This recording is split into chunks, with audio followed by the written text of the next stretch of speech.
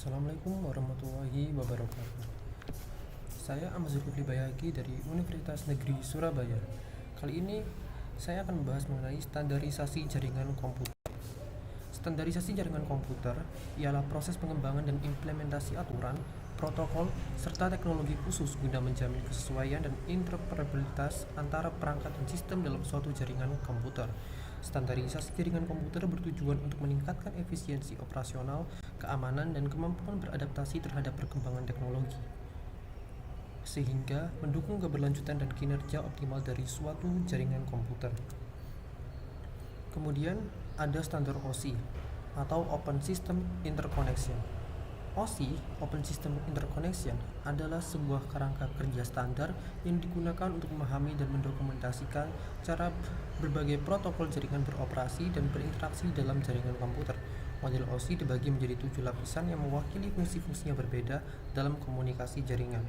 Setiap lapisan bertanggung jawab untuk tugas tertentu, dan interaksi antar lapisan diatur oleh serangkaian protokol yang terkait.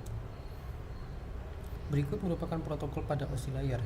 Pada aplikasi layer terdapat HTTP, Hypertext Transfer Protocol, FTP, File Transfer Protocol, NFS, Network File System, DNS, Domain Name System, POP3, Post Office Protocol, MIME, Multipurpose Internal Mail Extension, SMB, Server Message Block, dan NNTP, Network News Transfer Protocol, serta DHCP, Dynamic Configuration Protocol. Kemudian di presentation layer terdapat Telnet, SMTP, Simple Mail Transfer Protocol, dan SNMP, Simple Network Management Protocol.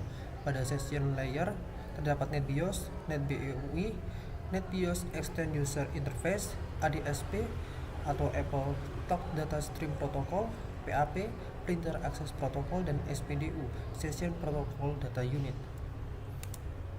Pada transfer layer terdapat TCP, Transmission Control Protocol, dan UDP, User Datagram Protocol. Pada network layer terdapat IP, Internet Working Protocol, ARP, Address Resolution Protocol, RARP, Reverse Address Resolution Protocol, ICMP, Internet Control Message Protocol, dan IGMP, Internet Group Message Protocol. Pada data link layer terdapat PPP atau Point to Point Protocol, dan SLIP, Serial Line Internet Protocol. Dan yang terakhir pada phishing layer tidak mempunyai protokol dan spesifik di layer ini, karena pada layer ini hanya mengirimkan bit-bit data. Standar TCP atau IP.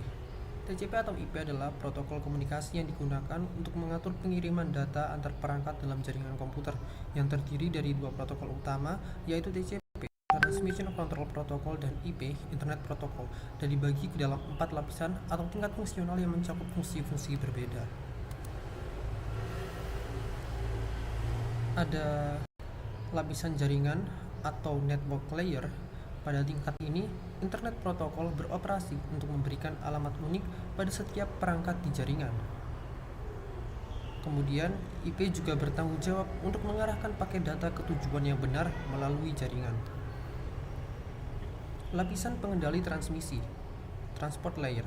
Pada tingkat ini, TCP memberikan kontrol koneksi yang menghandal antara dua perangkat.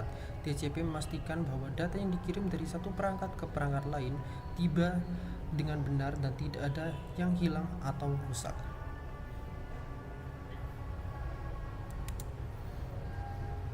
Kemudian pada lapisan aplikasi atau application layer, di lapisan ini berbagai protokol aplikasi beroperasi seperti HTTP, Hypertext Transfer Protocol, untuk transfer data web, SMTP, Simple Mail Transfer Protocol untuk email, dan FTP, File Transfer Protocol untuk mentransfer file.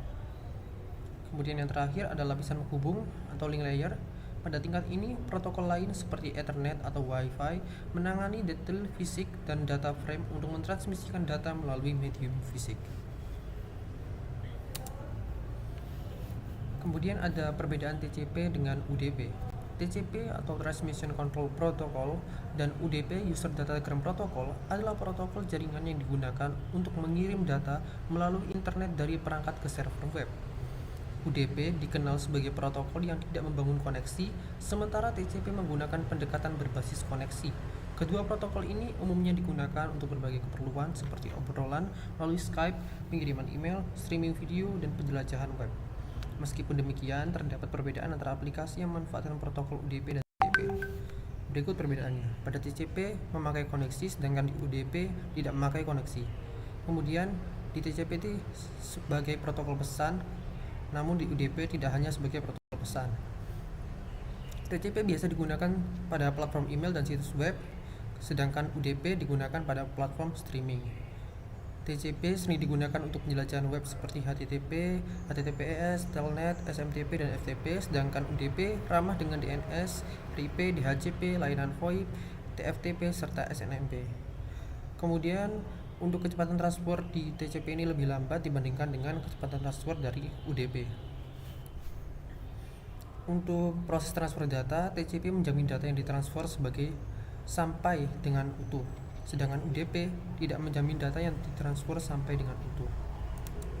Sekian yang dapat saya sampaikan mengenai materi kali ini. Assalamualaikum warahmatullahi wabarakatuh.